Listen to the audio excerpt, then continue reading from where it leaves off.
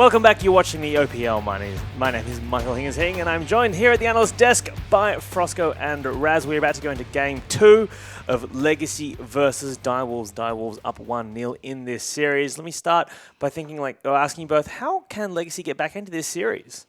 I actually think fairly easily. Again, we predicted that it was going to be a Legacy 2-0. Yeah. We knew that Direwolves, that it would probably be close because Direwolves, again, they're very similar to Legacy in that they have the potential to carry from all three positions. But the thing is Legacy just, failed their execution, didn't press their buttons correctly kind of a number of times, which is actually fairly unusual for them. But again, if it's unusual, then are they sort of sitting there with their head in their hands now, just being like, "Oh, what have I done?" No, I mean, it had to have happened a couple times. Like Tally must have been tilted, and after that was 2 times that he missed his ulti. See, I don't necessarily even think it's tilt. I think at that point you're just like, because you can clearly look back to this game and you can say we messed up because we didn't hit our ultimate. It's not like we messed up because it was some crazy hard to fix thing. It's literally your R key is located between E and T. Please press it correctly next time. To be fair, with that being said, even having that fight in the mid lane to start, the one that was shown in the replay. Not the best location to have it in an open environment. You want to have it through objectives and just have Gnar pretty much split push up until that point. That's the ideal goal. So you're saying there's issues with the shot calling as well, where they're choosing engagements as well as just the mechanical. He's mad about the setup of objectives, and that you get there first, you lay down your triangle vision, you make sure that you have the advantageous flank that they're going to walk into a place and fight you where you want to fight. And that's Coach Raz just being like, guys, just set up your objective correctly. There was you didn't have enough vision. You didn't have the flank. It's not even about pressing the button. That's the biggest point, because if you're gonna have a team that's so based on reactionary setup, you have Cassio, you have Taric, you have I guess Gragas. That helps. You can do both, right? Sure. But the way you ideally want to set up the fight is by just walking to objectives. Otherwise, if you force anything, it's going to be awkward. All right, Coach Raz, if you're walking into this dressing room right now, it's basically... Why are we in a dressing room? Because it's a real sport, right? Okay, I'm ready for this. And you're Coach Raz, right? Yeah. You've got to talk to Legacy and you're like, right, it's like one of those Friday Night Lights moments, there's game time, let's do this. So what's your clear eyes, full hearts, can't lose speech you're going to give to Legacy right now so that they are re-inspired his team got relegated, right? Oh, no, not this. Not this. You know that he literally took one of the most established organizations in the LCS. Sorry, welcome to the roast. Welcome to the roast desk with me, Michael Healing, joined by premium roasters. Hey, we all forget. I helped promote a team to LCS. This is true. He did, and into a harder region at the time. Cancels out. So, gonna take that win. No, please. What's the speech, Raz? Yeah, what's the speech, Raz? What are you doing? I'll open the door. I'll kick the nearest bucket. And be like, "What happened, guys? What are you get your shit together? Go out there and win." And I just walk out the door. I just that wasn't inspiring at all. So much. It's 8 words. No, he'd literally look at me and be like, "Don't do Baron." No. At this point, I think you just break it down. Legacy, they know what they did wrong. Sure. It was execution-based. They're just going to say, don't make those mistakes again. Clean it up. Look Pretty much on game. a serious note, by the way, because that's not how Raz did. I got to be on a serious note. Focus on the good things. Go focus on the good points. Hey, the composition is great. You don't have to pretty much point out the composition and say, to be fair, I said at the very beginning, I don't like Gnar on this team. But if you're going to play the Gnar, if you're going to play that comp, it's a fun comp. It works out. Just kind of take the first step. Say, where did we start the fights? Where can you take the fights? On the very points. And you're like, okay, then clean it up. Erase the bad memories of the missed ultis, and everything will work out. Yeah. Well, it's an interesting thing about about Legacy when you talk about sort of inspiration and then getting back into this. I know they spend a bit of time with a professional sports psychologist who was, because when I visited their house a couple of months ago, they were spending time with this guy who was saying to them, when you make mistakes, the important thing is to not focus on those mistakes and just move along, right? You can't fix what's in the past. You can only concentrate on what the future holds for you, right? So they've got to reassess and just be like, right, that's in the past now. We're down 1-0. Now we need to get back into this game, into this series, and draw it up and then maybe take it 2-1. Well, one of the strongest thing about Legacy is their captain Carbon. He is such. If you've never met Carbon before, he is such a. I'm trying to think of like the best like American words to use. Like, because I just want to say like bloke. Like, he's just super solid. That's not even. That's straight up British. Well, that's bloke. I said American. but Carbon's also his parents are both like competitive athletes, and he was raised in I don't know if this is too creepy for me to really reveal these personal details. No, please about him. tell me. But he was raised in a very competitive environment. Like his parents both, I think one's a triathlon taker, does triathlons, right? Competitively, right. These people. So he's raised in with this sports mentality. He's a very competitive guy, and then now he's he's one of the leaders of this team, like the captain. And he's such a strong leader. Like he will refocus the team immediately when Carbon gets mad. You can hear Carbon get mad, but it's kind of like that one single burst, and then he's like, okay, reset. I just like to think of him as a dad. With his kale smoothie, and he's just like Legacy his dad. checkered shirt. Yeah, that's just how I see it. All right, well, that is enough from us here at the analyst desk. Let us throw over to our casters now to take us through Game 2 of Direwolves versus Legacy. It's Rogie and Rusty. Thanks, Hingers, and it has been an absolute electric night. That first series definitely delivered, and Game 1 going to Direwolves. A lot of people did peg Legacy as the heavy favourites in this one. Yeah, and I'm sure people still will peg Legacy as those favourites. However, that first game from the Direwolves did look quite convincing. They found the early leads, actually carried that lead through and got the entire game from it. So coming into this second game, there is a lot of issues that Legacy should be looking at perhaps addressing and fixing, or they can just play once again to their strengths, draft to their power points, and just be those 5 strong players that we know they can be. Look, they have the potential to be the #1 team in the region. They just have to showcase that here tonight if they want to hold on to that OPL Legend title and potentially the first spot here. But we are into the draft phase. Elise, Bard banned out for Legacy. Gangplank and Siva on the side of Direwolves. There's a Vladimir as well. Yeah, so the Vladimir being banned on blue side means that Legacy definitely don't have a preference towards that champion, which is just super unusual, honestly, that they do this. Yeah. This is not the first time tonight that we've actually seen a blue side Vladimir ban. Malzahar still stands as available, and that, once again, is a champion that you may want to look towards and say, pretty big deal. Why are we not picking this champion? Well, I don't know either, honestly. They should be picking that champion. It worked for Tainted Minds. I'm sure it can work for Legacy too. It's not even a hard champion. This is a conversation I recently had with Swiffer as well. Yeah. So you actually just press your R key. You can't mess it up. Just pick it. Pretty much plays himself. It looks like they will be getting Carbon. Once again, that Gragas pick here did a good job of early game dominance. His ultimates weren't as good as they could have been, constantly been using them defensively rather than on the initiate side of things. I mean, if we're comparing the ultimates to Juves on the Gragas, then yeah, definitely. It didn't seem like the ultimates were as impactful, but it has a different goal. The Kench is off the bench, and so is the Malzahar here. Chippies locks in that as well as Sybil, the Malzahar for Fantix. So one of the cool things about locking in the Tahm Kench with the Malzahar is Tahm has been used as a counter to Malz. There you go. So the rule of thumb is if Mal's ulted, you eat the person that is ulted, right? You keep them alive. Cool. They actually deny that as a possibility, as well as locking in the champion for themselves, which means they can keep their own carries alive if they were to play something like that Ashe with it. As far as initial drafts go from Direwolves, that Tahm Kench can also be flexed. True. We have seen a fair bit of top lane Tahm at the moment. They buff his passive quite a considerable amount, kind of taking the health damage off his ultimate, putting it on the passive, but does have to get those 3 stacks in order for it to be as effective here. But like I said, flex pick could be in support, but just making sure that Legacy can't save anyone from the grasp. Ezreal and Trundle being locked in here as well. So haven't seen Trundle tonight, but still a force to be reckoned with, especially in the hands of Tally.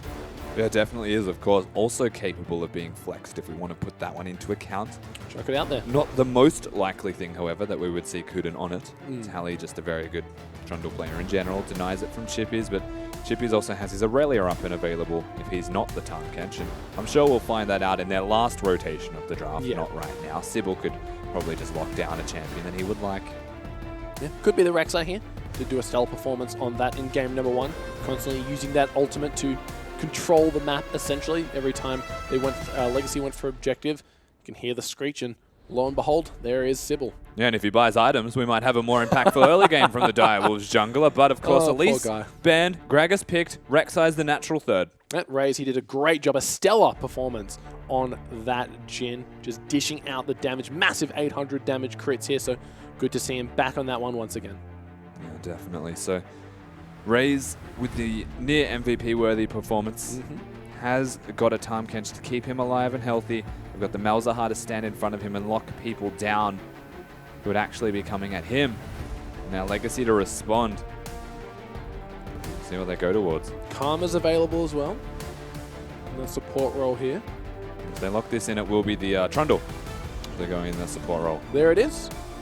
Trundle down in that bot lane, also getting the Talia for choose. So Legacy, they're a little bit different here. Haven't seen a Trundle support in quite some time, as a matter of fact. Yeah, Fiora actually has also been seen into Tahm Kench historically as one of the picks that you could play into it. So we're really curious to see if Direwolves now respond to that, knowing Fiora's top lane, knowing that they could even look for perhaps a Jax into it and they could flex the Tahm Kench in the support role. It's Trundle that he will be up against, and in terms of impactful supports, Trundle and Tahm Kench are pretty evenly matched, given that they are effectively just top laners with an added purpose of disengage of some variety. Well, let's see what Direwolves go for. Aurelia, Jax, Shen, Nah, all the top tier top laners available.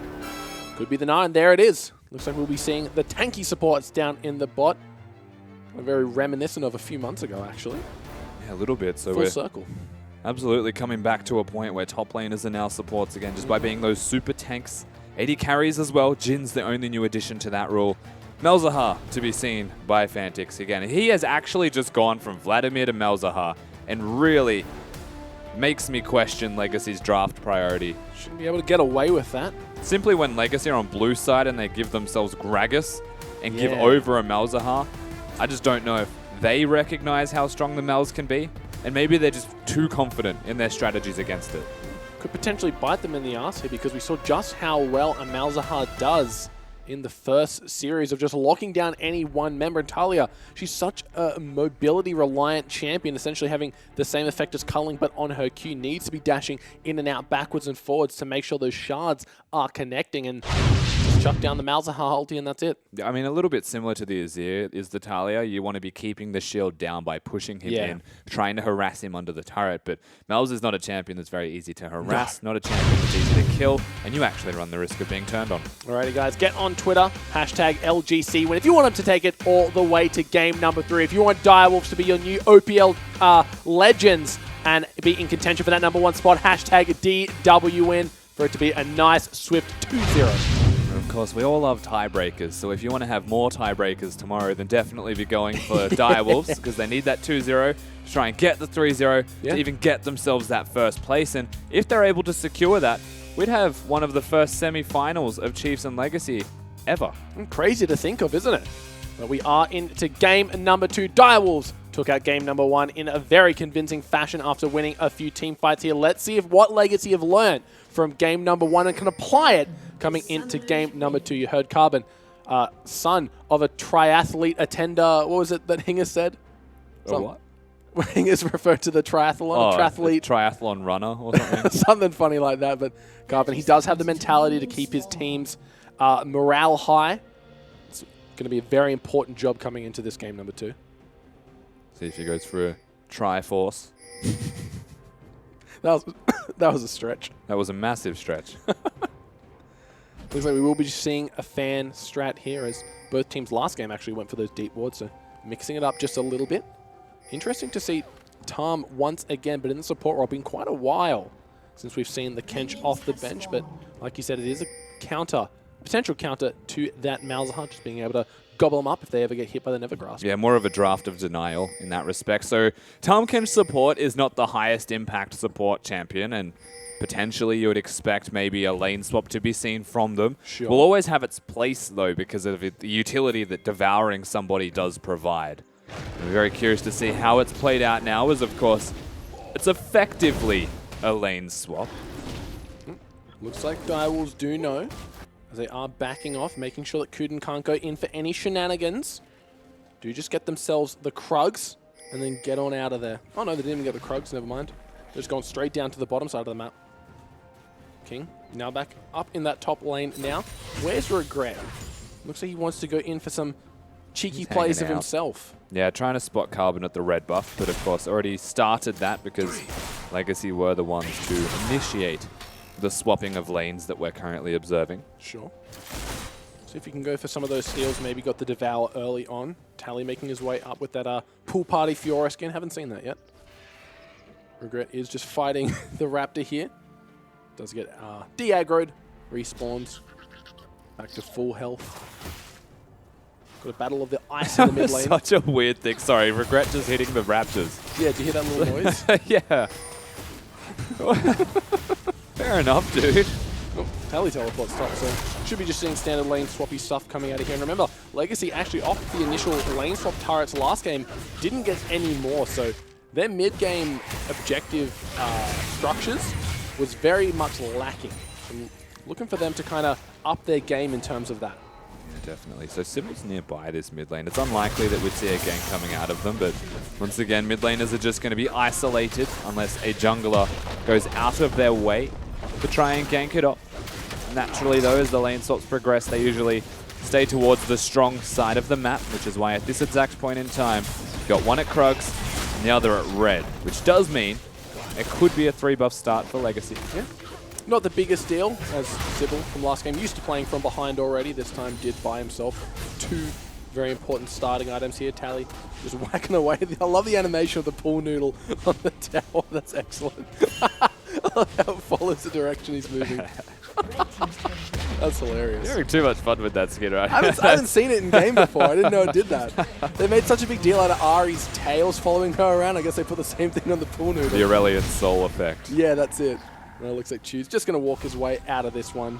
But getting some pressure on this mid lane. Fantix having a good time, but that's Malzahar for you. Chuck down a Malefic Visions, the minions do the rest. Really interactive and fun gameplay comes out of Malzahar. I think you'll find that it's really pleasurable when you watch him. It's actually quite therapeutic on Summoner's Rift. I am entirely sarcastic here. Here we go. Look at that. Just. Well, Fiora wins that one. He also kicks it, yeah. You haven't seen that? No, I haven't seen that skin at all yet. Gives him a big excellent. boot. Yeah, it's glorious. That was a Fiora player. Maybe. Unfortunately not. My top laner skills reach as far as Maokai, and that's it. Maybe Nautilus.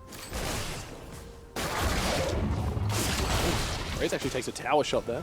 Takes 2 tower shots. Ouch. There's a lot of damage here. You've got to be more careful. Teleport from Chippies. Come and help secure that one. Tally already used his earlier on, so his will be off cooldown quite soon. The Fantix takes a lot of damage, actually. Jeez.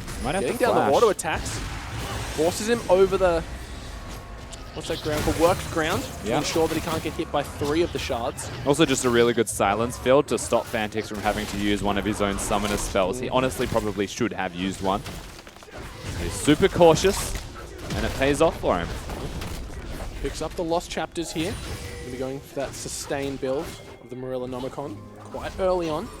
Chippies will be getting that localized tower gold. Sure, the same can be said for Tally down in the bot.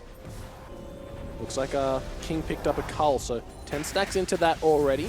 Looking to try and get himself ahead when he completes that one. Of course, on the opposite side, Rage just going for the damage here and the mobility. Yeah, of course, the major difference being that he wants to have the boots. However, he's changed the item build up on that Jhin. Actually goes for the boots of Lucidity. Very early.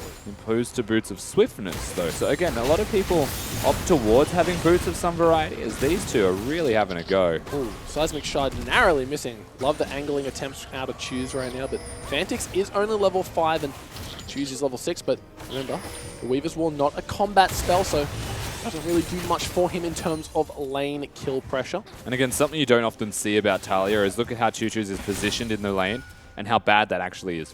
Yeah, at this stage, he wants to actually reset the lane so that either he's under the turret or Fantix is under the turret so that he can throw worked ground from different areas. If he's able to utilize that, then the worked ground in the middle of the map actually gets reset and you find better advantages for if a gank is actually able to come through. At this stage, it's a little bit awkward for Choose. A very interesting minigame in the form of Talia's worked ground.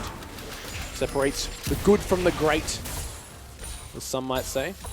Isn't that the most satisfying skill to watch? Almost as satisfying as the wild card out of Twisted Fate, but Fantix sidesteps the body slam. Forced to flash though. Good damage coming out of Choose and Gragas. Carbon only level 5. I actually think a Ghost would have sufficed for Fantix there. Yep. Unfortunately for him, he uses the longer cooldown of the 2 summoner spells. Does still have one remaining. Could we see the wall potentially here as a lot of Direwolves are actually... Yeah, they want Raze. On the other side of the jungle. Carbon doesn't get tagged up by the Deadly Forest. Regret is quite low. Remember, he does have that grey health. There's the Weaver's Wall coming on in, but Carbon is going to be the main focal point. Raze has to pop the shield. Kuden coming on in, but remember, he's a support Trundle, not a top laner. Here comes the Malzahar, level 6. Theirs is the ulti straight down, but first blood goes to Carbon. Kuden actually even gets out alive, so nobody goes down from Legacy on the back of very, very aggressive movements from Kuden. He's still a Trundle, and he's still able to get out with his life. And in the battle of the tank supports, we've found our first initial victor as an outcome of this. Wow. She's just flashing in here, wants to get the knock-up. Not going to happen, but gets knocked up by Sybil. King is there. Malefic Visions help secure that one away. Teleport actually going to get cancelled. Does King have enough? One more auto attack should do it. Tries to juke it, not going to happen. Eats a Mystic Shot to the face. You can't juke if you're still working towards the same tunnel. Yeah. You can just stand there and auto-attack you. Fantix also loses a lot of his health bar. And now the Direwolves still being aggressive as they've rotated towards the middle lane to match. But once again, another kill to be seen by Legacy. This time it goes to King. And that's important. Yeah, King doing a great job. Oh my god. What? Wow. Just a few of those minion auto-attacks just chunking King already. That's filthy. Only sitting on the cult and the tier, so getting a kill early really helps in terms of ramping up that build just a little bit quicker, and that's exactly what Ezreal wants to do. That was still filthy. Oh yeah. I don't like it. Not a fan? Not a fan of the Voidlings? Nope. No, it's hard to say if anyone is really. I don't even think the jury's out. Nobody's really a big fan of what that thing provides. Say that thing actually means Malzahar. It was annoying when it was a passive. Now it's a bloody move. Tally just coming on in, making sure that Raze can't just have the free farm in the bot. Carbon's actually around, does have the ultimate available as well, and Jhin might be forced to flash if Carbon should choose. It's so much better as a passive, having a Voidling spawn. Like, think of what if Annie's stun was just her Q? Like, wouldn't that be silly? Or a W, I should say. If Annie's stun was just a W. That'd be absurd. Or E was just a Tibbers. He's a little Tibbers coming out, chasing you down. Spawn more Tibbers if Tibbers hits somebody. That'd be ridiculous. Every time a stun goes out, another Tibbers spawn. Oh, ship it. That's it. Got to make it happen.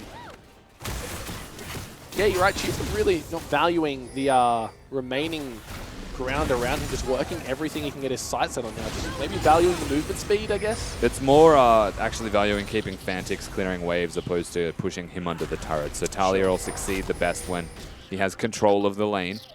And he will still be able to keep control of that lane. Very much like Azir that we mentioned has that early strength, but that early strength carries through because Fantix will very rarely have that immediate kill turn on somebody that can disengage. His Carbon's just down.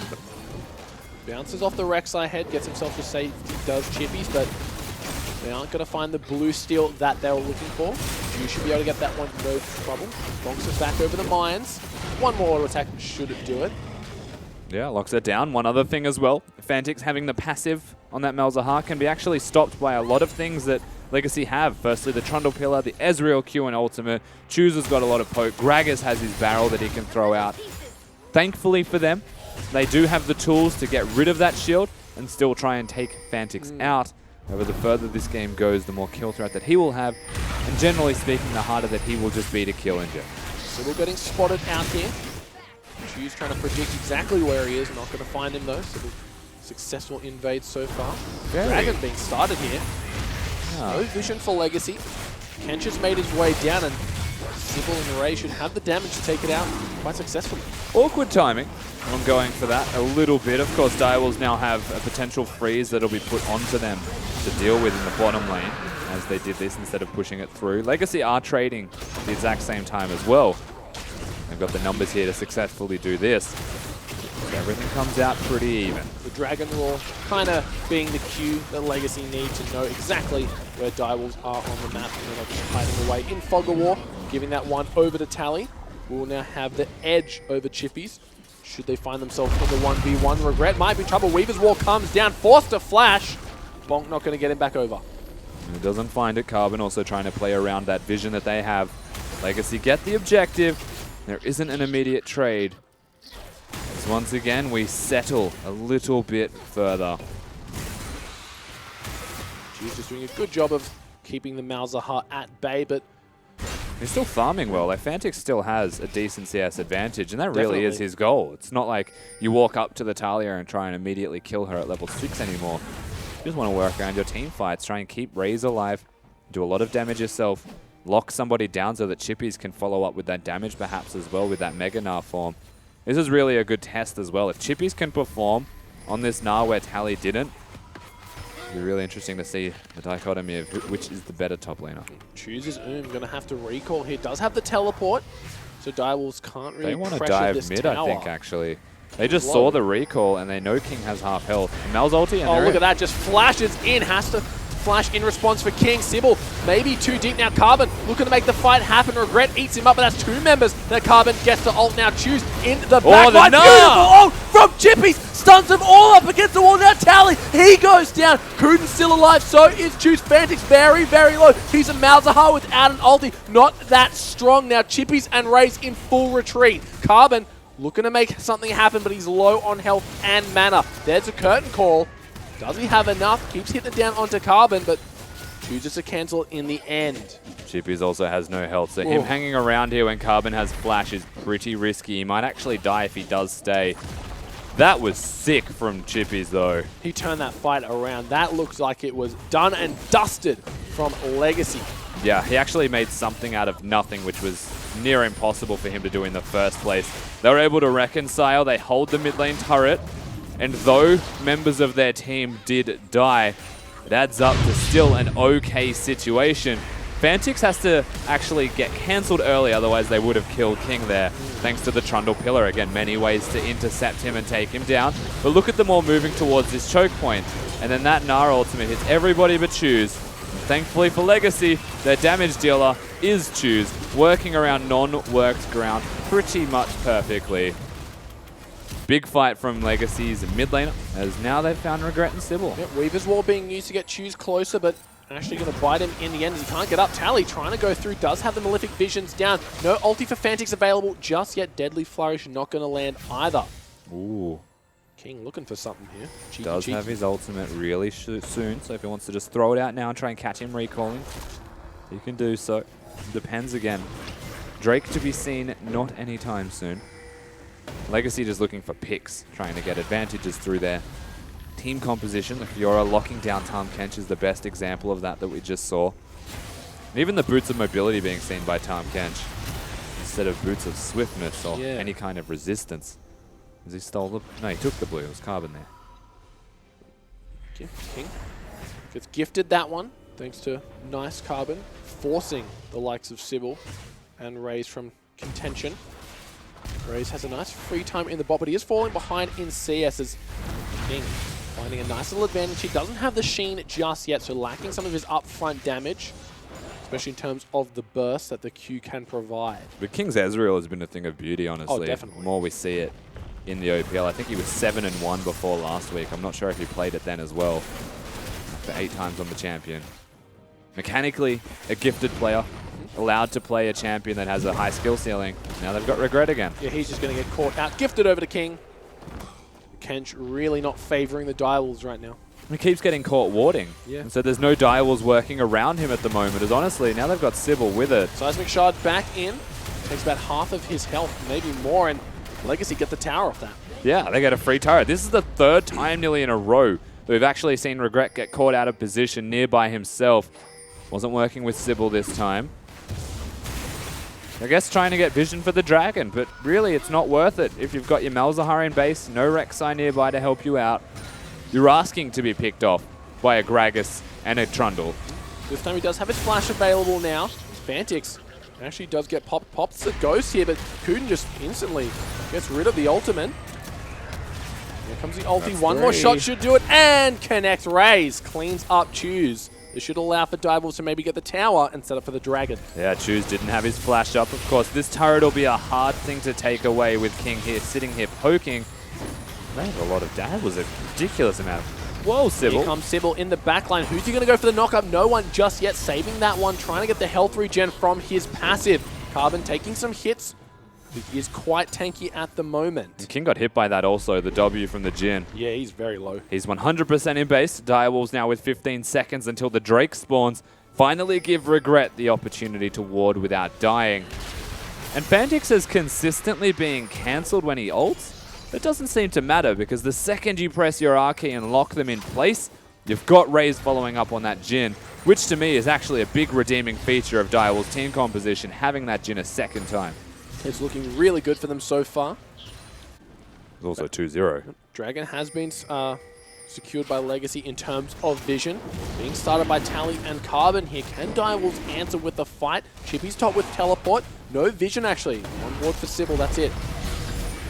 Weaver's looking for it. Yeah, Weaver's wall coming through Tuesday. Found Regret once again, just gets destroyed without a second zone. It's now Fantix. He's caught quite out of position. Tally just 1v1s poor Sybil. Dragon does reset. Chippy's forced to TP down, but now Legacy have a 2-man advantage. They do have Mega Gnar, so they have the Jhin range, they have the Malzahar ultimate, and a Mega Gnar to actually kill somebody. This could still work for Direwolves, but they need the perfect execute. It looked like it could have been a nice ulti from Raze, but a great subjugate on to the Mega Gnar from Chippies. Gives him a lot of health, a lot of armor. Survives the ultimate, and Legacy just find 2 easy picks. Yeah, effectively just extra kills now in the back pocket of Legacy's carries in particular. Tally still doing a lot of work isolating and skirmishing against people on the side of these fights. Last time around it was Sybil that he's able to lock up. Not only that, Regret, not exactly a tanky member of this team, still being exploited by the burst that comes out of an Ezreal and Italia. Kuden has been doing a great job to negate that Malzahar shield, constantly hitting him with the pillar. And the ultimate as well. Kuden's doing a great job on this Trundle support, I will say. Yeah, he definitely is. Of course, Trundle a little bit more standard. We're going to compare the two supports that are tanks top laners that we see at the moment. I will start the Dragon. And Choose. Teleports coming through. Choose. Teleporting in. Tally teleporting in. Red team do get it. That is the Direwolves. Can they retreat out of this one? Sybil gets shot. Seismic shoved back into the fight. King going on in. All right. Pop comes out of Chippies.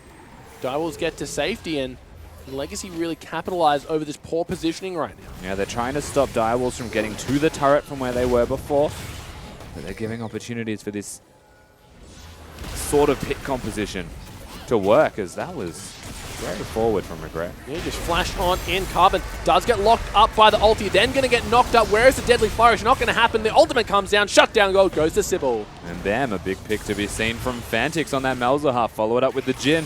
This is the Direwolves team composition, not even utilizing the Gnar to its fullest extent yet. Once again, no teleport for Tally.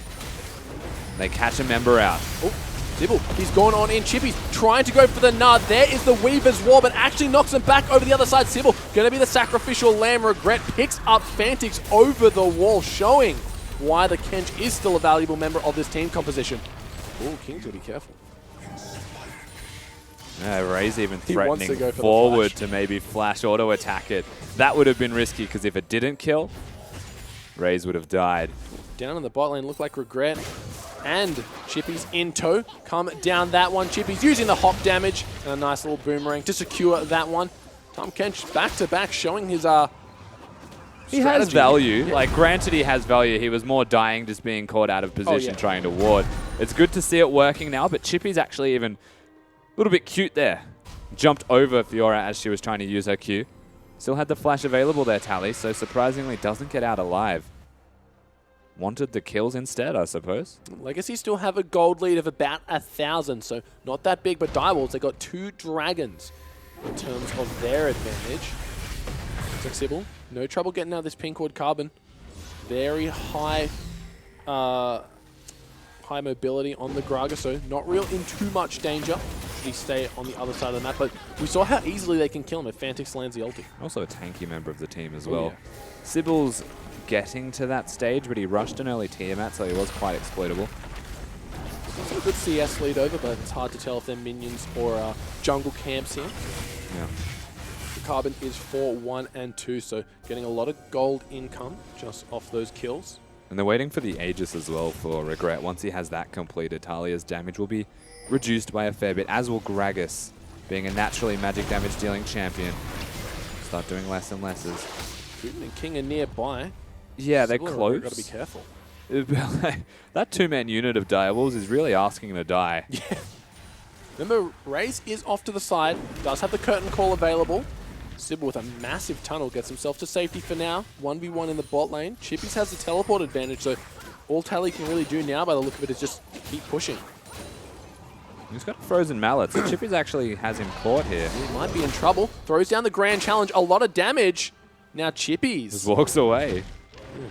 Waits for the grand challenge to end, denies the minion wave with him, so Tally's just going to take it anyway. Just walk straight up, smacks the tower down with the noodle. Proxy noodling. Looks like the Baron has been started by Legacy. Can they do anything about this? Putin taking a lot of damage. Remember, he is the support Trundle. King gets tagged. Good damage coming in, not too much though. They might still have Kuden caught here. He did force the ulti. Subjugate has been used, and that's a massive thing, especially when they're dealing with the tanky Tahm Kench and the tanky Rek'Sai. Yeah, and once again, they're working around the Fantix assassination potential. So the Direwolves are walking in threateningly. They've got the Jhin to be at a super long range and distanced enough to actually still do the damage and not be susceptible to death himself. It's more so around if Fantix is locking someone down with the ulti, then that person's most likely dead. Sybil takes a chunk of damage from the Baron. Does get the ward though. Chippies on that bot side has the teleport advantage. Oh, not anymore as Tally's one did just come up, so we'll see where Tally chooses to go. He's on the bottom side of the map, so Baron really the focal point for both of these teams. It's where Direwolves found their advantage to help them win game number 1. Yeah. The gold lead's still starting to stretch a little bit though. It was only 1,000. It's now crept up further. Slight advantage for that top lane, but really it's King. We already said this in game number 1. It did feel like he was still doing his part to the team's success. But with everything on the line for the Direwolves, they need to start finding themselves again. They still have a 2-0, 280 carry to work around.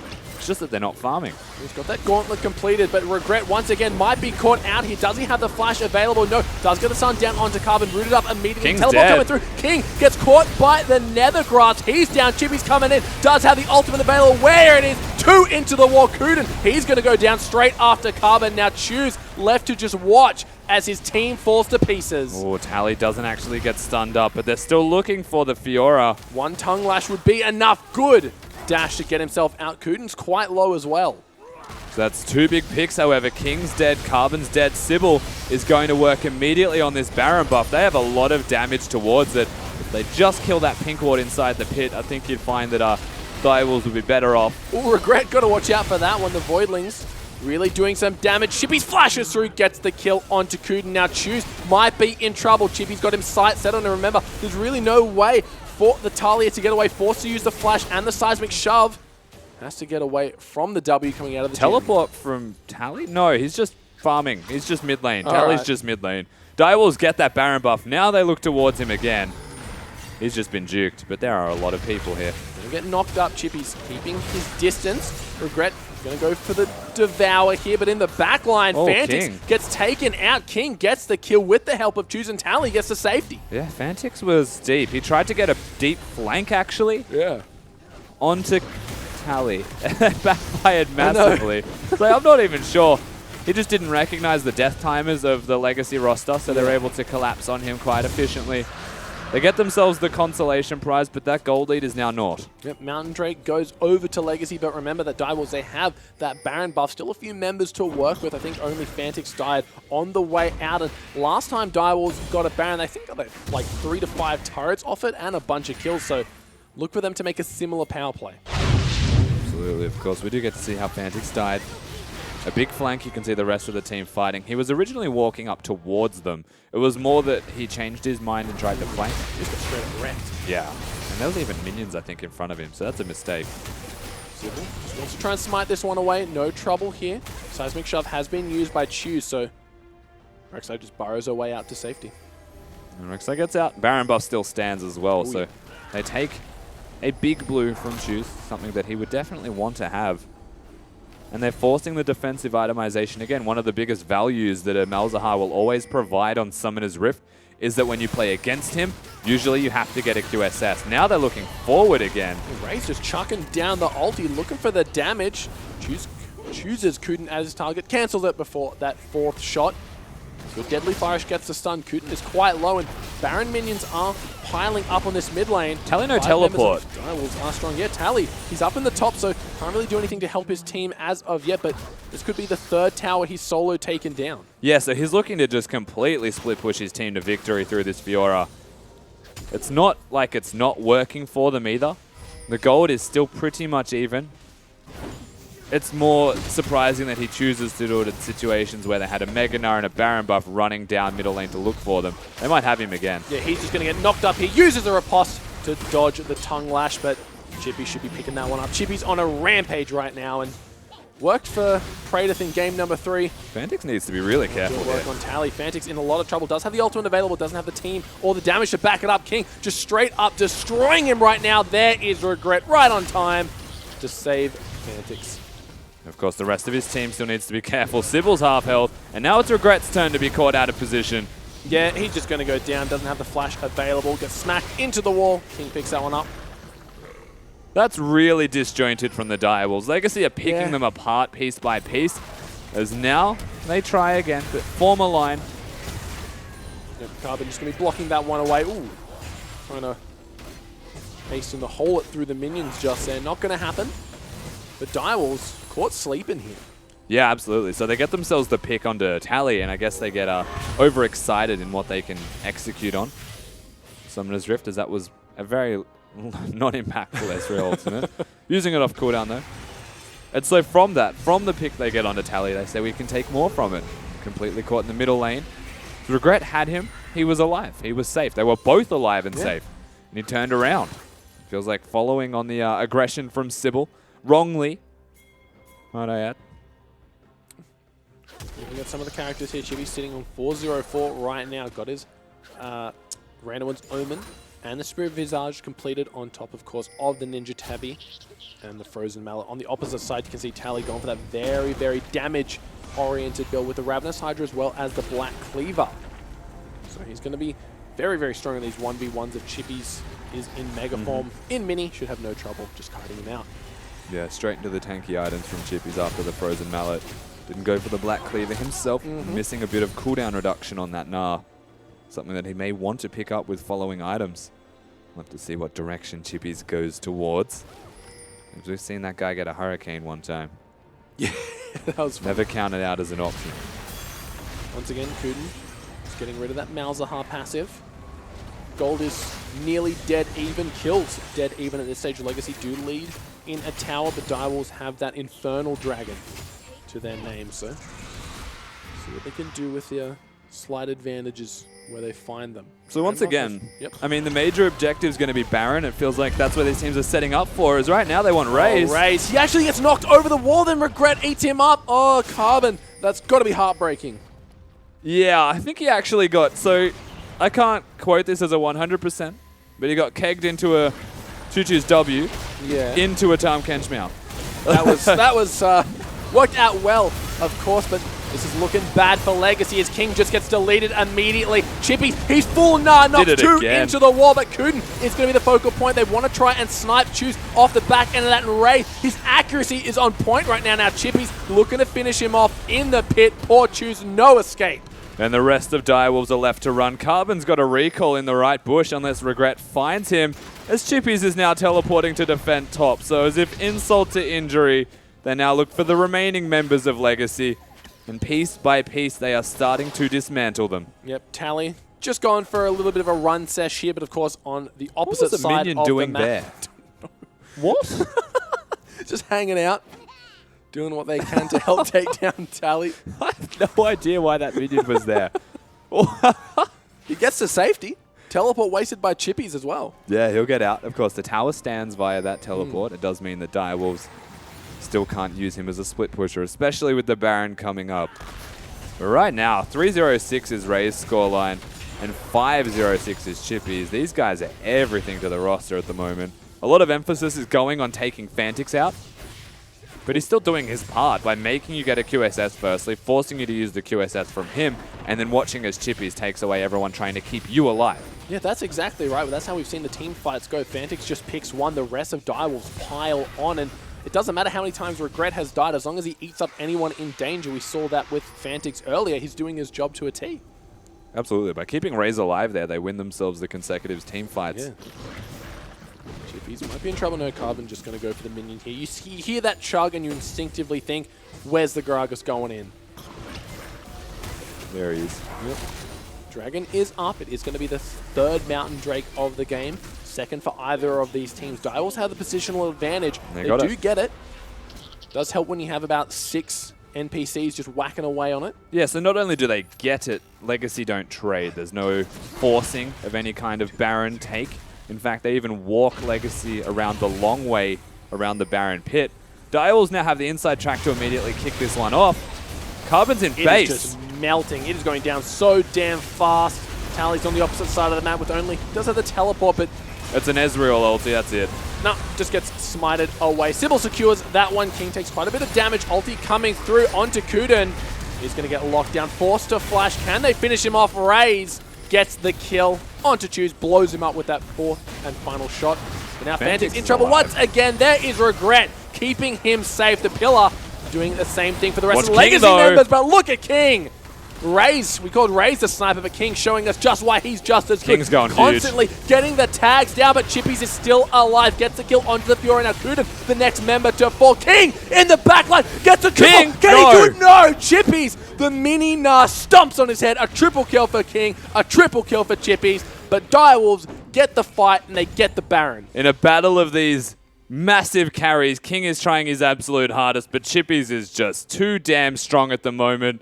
He is locking down kill after kill and cementing himself as one of the best top laners by far in the Oceanic region. He is now 8-0-6 against Tally, the big carry of Legacy. Not to mention that Tally, he's on Fiora, that top lane carries don't get much bigger than that, and really struggling to find his footing in this game. Direwolves just exploiting Legacy time and time again, getting the picks with the Malzahar. You see Raze in the back just popping off with that ultimate, destroying poor Choose, who picked an immobile champion against the Malzahar. He's going to get locked down. Yeah, and after all of that, they still have the Baron buff here, Direwolves. They went from Mountain to Baron. They just immediately started it up. They're making big, aggressive decisions with no hesitation because they can. And they're not done. They're looking for Choose. He doesn't have the flash available. Chippies tags him with the boomerang. Look at the damage just coming out from Chippies and Sybil. Choose might be in trouble. So low, Malefic Vision's not going to be ticking down. Gets taken down by the boomerang. Kuden, the next one to follow. Direwolves are making a statement tonight. Yeah, they're only 1,500 gold ahead, but they keep finding these kills. They are winning fight after fight. And now with the buff backing them, and Raze still available with all of his damage, they break the base easily of Legacy. Yeah, this is looking grim for the Legacy squad. Inhibitor going to be falling here. Direwolves looking so damn strong. 25 seconds left on Choose. 18 on Kuden. They're pushing They for really it. want to end this game. They've got the Baron buff. The ulti does miss out of Chippies. Tally's getting taken very, very low. Ulti from Carbon. Direwolves going to back off. That's too aggressive. Yeah. They've realized that. They know that they have the game in the palm of their hands. They clench too hard. They're just going to crush it and not going to take it to victory. This is a very tense moment. Never clench too hard, mate. Life lesson. Direwolves are still set up for success here. Even though the gold lead is marginal, as we already mentioned, they're actually just so far ahead in the right areas that they're able to find these victories quite handily. It's a really weak mid lane right now from Choose. And we said, what is the difference between these teams? They've got big carries top. Tally's just trying to be a split pusher, so his scoreline isn't that relevant when you look at the outcome of the game. They've got themselves a big AD carry. Both teams do. There's an 80 CS advantage, honestly, for King. He's got 4 more kills. He's trying his absolute hardest, and all credit where it's due to him right now, because he's a big reason as to why this gold is actually really close between the teams. But mid lane, 167. Fantix is still doing his part, and you know what? His part's easier to do. He's a Malzahar. He actually just needs to press R on somebody. Speaking of pressing R, Reaver's Wall has been used once again. It is onto Regret. Sybil's in the fight. Look at the damage onto Choose. He's so damn low, but now Sybil actually going to fall. Hit Fantix off on the side, trying to take down Kings. Malefic Vision's ticking away. Does have the Leandri's Torment as well. Minions making their way through, looking for that afflicted target. They get the pick. They get Sybil. Yeah, they get one big pick there. 40 seconds left on the Rek'Sai for the side of the Direwolves, but their ultimates are still available. So Legacy, they know they get the pick, and recognize that anything past that point is certain death and halt their advances.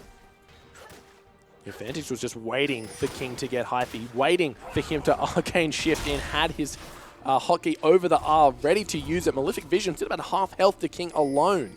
That's actually a fair assessment as well. Not only is it like the scoreline reflecting that King's a big deal, it's also his mentality saying that I'm the only one performing right now, and I need to be that big carry tool, because if I'm not, then there's just no one else that can. And then you actually start to play a little bit differently considering that fact. Start to execute on things a little bit less effectively because you need to go forward more often than backwards, when realistically he's an Ezreal and his job should be more just to kite and poke back until the perfect moment where he can actually engage. We saw him at that Baron fight, nearly could have potentially got the Penta if Chippies was maybe one item less efficient here, but Legacy, they've got super minions coming down their mid lane. They're grouping up as 5. Tally might be caught here. Gets snared up. Great accuracy by Raze all series long. Absolutely. So 20 seconds on the Elder Drag, 1 minute 45 on the Baron. Because that Legacy are mounting a defiance in the Dragon area, which means the Direwolves have to make a decision because they don't have the absolute vision control. Do they fight? Or do they just push and try and play the map? Fnatic's just waiting for someone to overstep that tiny little margin. Here they go. In that ulti. Elder Dragon has been started. Here comes the Weaver's That's wall a big through. wall. Chu's not going to activate it. Fantix and Regret both caught up. Regret eats him up in time, flashes over the wall, keeping his team safe now. The Elder Dragon getting lower and lower. Chippies, his Mega is running out. Kuden getting the nice pillar. Chippies doesn't get the Gnar onto anyone. Jin gets the Dragon, but now Direwolves, they have the power and they're looking to abuse it. Carbon, he's so low, forced out of the fight. Tally looking for something, gets one. That's the carry, the mid lane down. The King, he's dead, gets cleaned up by Fantix. There goes the Fiora, Carbon, and Kuden. He just gets burnt straight down by the Liandry's Torment, and Direwolves looking to take the game, Rusty. So 4 people dead now for an extended period of time. Legacy don't have anything left in the tank. They are going to lose this game, and that's a 2-0 now for the Direwolves. They send us to about a bajillion tiebreakers. Ladies and gentlemen, your new OPL legends. It is the Direwolves, the last game of the regular split, and they make it count, Rusty. Yeah, very impressive performance, namely through Chippies and Raze. 9-0-9 is the end score of that Gnar. And the exact same incredible performance from Raze in Game 1 being replicated in that second game. Direwolves just put on a clinic and individually dismantled the Legacy roster. Yeah, everyone said Legacy were the clear favorites coming into this game, except for the Direwolves, who proved pretty much the majority wrong. So we are going to throw it back to the desk for the ending segment of the show. Thank you, Rogi and Rusty. Well, guys, my goodness, Direwolves 2-0 over Legacy. That is it. We are going to the maximum amount of tiebreakers. Break us down. What happened in that game, Frosco? So first and foremost, I have to clarify that yes, this is going to be the tiebreaker, which means that a best of 1 still needs to be played, which it was effectively then an elongated best of 5 for Legacy that they had a weighted advantage. Yeah. So Legacy can still take number 1. So Raz and I aren't wrong yet. There's still a chance that Legacy could come out on top. Just quickly, speaking of being wrong, I should say I mentioned before that Carbon's parents were triathlon doers or something, and I was wrong. Apparently it's marathon runners, and I apologize. You said triathlon takers. Right. Well, anyway, look, I got it wrong. Many of you felt the need to correct me on Twitter. That's fine. But yes, we'll move on. Let's talk about this game. Okay, so big props to Chippies right now, especially going up across from Tally. Now, yes, it wasn't a lane swap that was initiated. Legacy, of course, having the Ezreal, the Trundle, trying to avoid kind of a lackluster 2v2 there, trying to make the out map rotations. But Direwolves have proven in their Chief series that they're very good at playing the macro game. We're able to keep up. But just the fact that they go to a heavy execution 5v5 comp. So Legacy were unable to execute 5v5 last time. They didn't go back to the split pushing because Tally fell behind. There was an initiated lane swap. Takes more time for Fiora to get ramped up. And Gnar goes 9-0 and 9. And like, Hingers, I cannot emphasize enough to you how much Tally is like the god of top in the OPL. And the fact that Chippies just kind of dismantled him. Back-to-back series is pretty important. I mean, Raz, was it just down to Chippies, or are there other elements to consider as well in this game? Elements is if you have, like, pretty much if you have the proper matchup in the top lane, like for Fiora, right? And it just comes down to, like, Fiora against blah, blah, blah. Like, they got the lane swap, longer lanes. I would have wanted them to match lanes after the long lanes and utilize Talia's level 6 almost immediately, and you can get the early. Instead of opening both towers to just take one and then try to make a. Even if you do that, even if you get the second towers, you can get even the matchups and then utilize Talia. Like, I just want the early snowball, right? Don't like Talia didn't use ulti until quite some time to get like things going, so that's the only criticism I have. It's a difficult thing to go up against the Malzahar, Gnar, like that mega team fight comp. It is difficult, especially if your early plan is to pretty much look to split push. It didn't work out because Gnar was starting to like steamroll, snowball, and it's like, okay, now we have to actually play to these team fights. Well, there we have it. Direwolves 2-0 over Legacy, which means we're going to go to a tiebreaker tomorrow. Let's go through the results of this week, though. Earlier this week, we saw Abyss to take on Hellions 2-0. Chiefs down to Avant-Garde 2-1. Tainted Minds earlier tonight versus Sin 2-1. And just then, Direwolves, the new OPL Legends, defeating Legacy 2-0. So, guys, out of those four, what was the biggest surprise for you this week out of those four matches we saw? I think it was really concerning that Avant struggled as hard as they did against Sen, especially because a lot of people still picked them as the favorites to come out of that three-way tiebreaker between Abyss and Tainted Minds. Sure. Big red flags there for Avant, especially for the compositions that they were getting and their inability to execute them as cleanly as they needed. And again, no one really expected. We knew that Direwolves had the capabilities to beat the likes of Legacy and Chiefs, but Legacy have just been so consistent. So Direwolves finding a really clean 2-0 from multiple carry positions is a great momentum booster heading into semifinals, no matter if they take first or second. Yeah, exactly. There were a lot of questions on Direwolves and whether they were going to be able to come strong consistently, right? And they were able to do that 2-0. Great for them. Well, that brings us to the end of the Split 2 of 2016. So let's take a look at the final standings as we head into tiebreakers and finals. At the top, we have Legacy and Direwolves currently tied, but we will go to that tiebreaker tomorrow. Chiefs there locking in third position. Then we have the 4-5-6 tiebreaker with Avant-Garde, Abyss Esports, and Tainted Minds all on 5 games, 5 wins and 5 losses each. And then their relegation zone is Sin Gaming and Hellions, who, reiterate, went 0-10. Guys, at the start of this split, did you see? I mean, what's the biggest surprise out of those 8 standings there? The fact that the Chiefs finished third, I think, is pretty shocking to everyone. It's always going to be first or second. The fact that the Direwolves came out so consistently, took down the Chiefs, and then now took down Legacy. Again, Direwolves have kind of been like that cemented third place seed. No one really expected them to ever step up and learn those new tricks. Sure. And the fact that Hellions were unable to win a single series. Again, that is a team with a gaming house. They came in very strong into the OPL. They were thought to be either a mid-tier team or at least challenge the top, and just completely crumbled. Yeah, definitely. I thought they would definitely challenge the top. Hellions is a team that, like, you started in, like, remember All-Stars when there were votings coming through and everyone was like, Ryu challenging one of the best top laners up, like, next to Swiper, and then it just, you would never have guessed that this team would not come out with a single win. All right, well, then let's move on to the brackets, which we now can look at. Still, we do not know who's going to be playing who. All we have nice bracket is the Chiefs in that semi-finals, that lower bracket there. And then we've still got to decide on the first and second seeds between Direwolves and Legacy, and that 4-5-6 tire. All right, let's go straight and look at that tiebreak schedule, because tomorrow from 6 p.m. we will be live from the Riot Studios right here. We're going to have that initial Direwolves Legacy. We're going to be looking at another OPL Legend match, less than 24 hours after this was decided. Yeah. We'll also decide first place seedings and standings in semis. Then we're going to be doing a round robin of Tainted Minds versus Avant-Garde, Abyss Esports versus Tainted Minds, and then Avant-Garde versus Abyss Esports. That is tomorrow from 6 p.m. I'd like to extend a thank you to both of you for joining me here at the desk. Frosco and Razin, thank you to you at home for watching, and we'll see you tomorrow at 6.